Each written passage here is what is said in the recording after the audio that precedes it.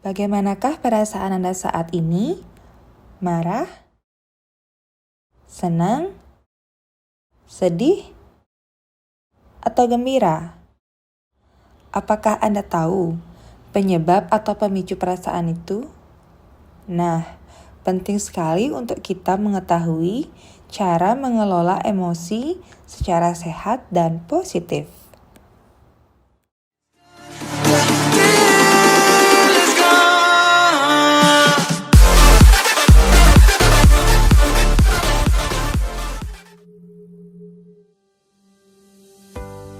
Salam dan bahagia. Saya Niwayan Saryani, calon guru penggerak Kota Denpasar, Provinsi Bali Angkatan Pertama, akan menyampaikan koneksi antar materi dalam pembelajaran sosial dan emosional. Pembelajaran sosial dan emosional memiliki keterkaitan dengan modul nilai dan visi guru penggerak, bahwa perlu menyadari emosi menentukan bagaimana kita mengambil suatu keputusan. Menurut penelitian neuroscience menunjukkan bahwa pengambilan keputusan dimulai dari sistem limbik, pengelola emosi kita. Menurut Mind Up Curriculum Scholastic and Bounce Back Pearson, ada 5 kompetensi sosial emosional dalam modul pembelajaran sosial dan emosional. Yang pertama adalah kesadaran diri atau pengenalan emosi. Di sini ada 6 emosi dasar menurut Paul Ekman, yaitu emosi bahagia, merasa marah, sedih, takut, jijik, dan terkejut. Yang kedua yaitu pengelolaan diri, meliputi pengelolaan emosi dan fokus dengan menggunakan teknik STOP. S for stop, T for take a breath, O for observe, P for proceed. Teknik STOP adalah teknik sederhana yang bisa dilakukan kapanpun dan dimanapun jika kita merasa belum bisa mengontrol emosi. Yang ketiga yaitu kesadaran sosial, yaitu empati. Di sini fokus 3 pertanyaan dasar. Yang pertama, apakah yang dirasakan oleh orang? Yang kedua, apa yang dia lakukan? Yang ketiga, apa yang saya rasakan jika mengalami kejadian yang sama dengan orang tersebut?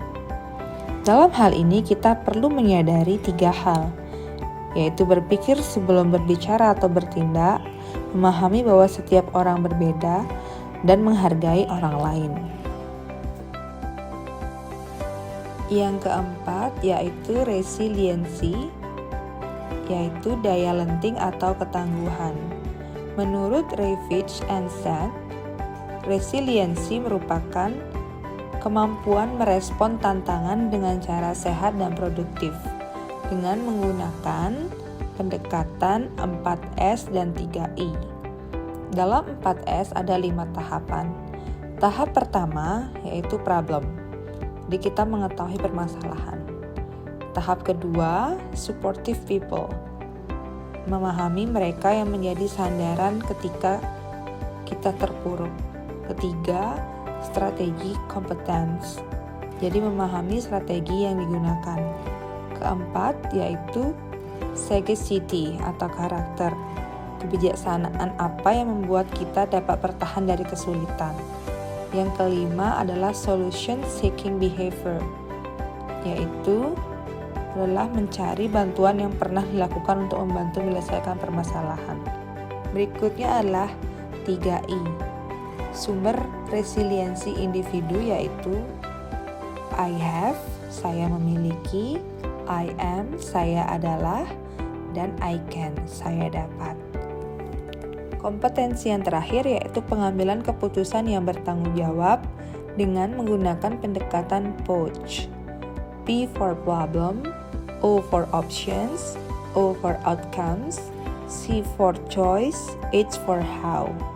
Penting adanya kita memahami kenapa kita memilih sesuatu dan apakah itu keputusan yang terbaik dan kita siap untuk menghadapi konsekuensi dari pilihan atau keputusan yang kita buat untuk menjadi lebih bijaksana dan bertanggung jawab.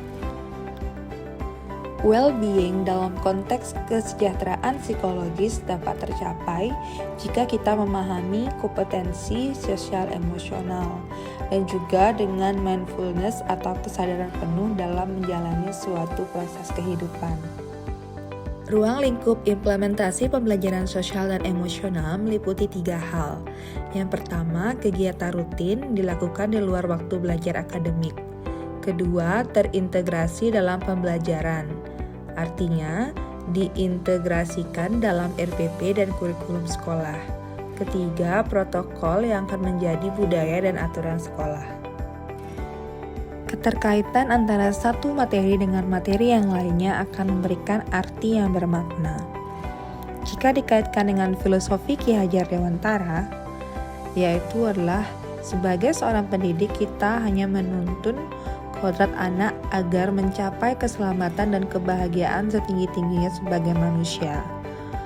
Dan visi dan nilai peran guru penggerak bahwa kita harus menjadi teladan dan agen transformasi dalam ekosistem pendidikan dengan menciptakan budaya positif dengan atmosfer yang baik sehingga pembelajaran di kelas menjadi lebih menyenangkan. Dengan menggunakan salah satu pendekatan yaitu pembelajaran berdiferensiasi yang memahami tentang potensi, kemampuan, minat, gaya belajar, dan kesiapan belajar anak yang berbeda-beda. Dan tentu didukung dengan pemahaman sosial dan emosional menuju well-being. Sehat, selamat, bahagia menjadi manusia yang seutuhnya. Terima kasih, salam, dan bahagia.